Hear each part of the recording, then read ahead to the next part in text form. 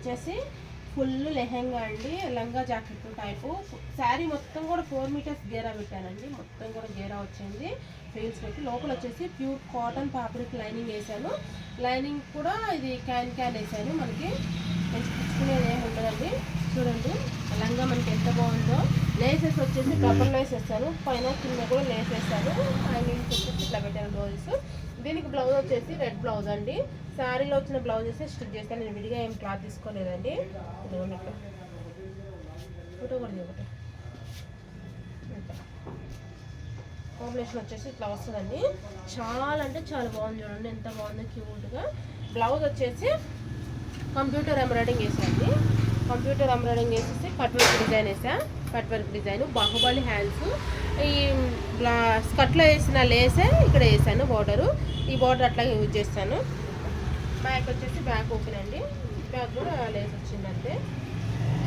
ఇది ఇంకొకటి వచ్చేసి గ్రీన్ అండి, రమా గ్రీన్.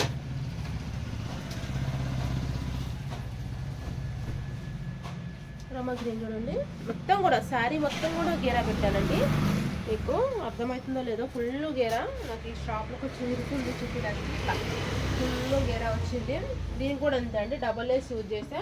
ఇట్లా డోరీస్ ఇట్లా పెట్టా, స్టెప్ బై స్టెప్ పెట్టా, డబల్ లేస్. దీనికి బ్లౌజ్ వచ్చేసి దీంట్లో శారీలో వచ్చిన బ్లౌజ్. దీనికి కూడా 10 ఇయర్స్ పాప అండి. ఈ పాప వచ్చేసి ఇట్లా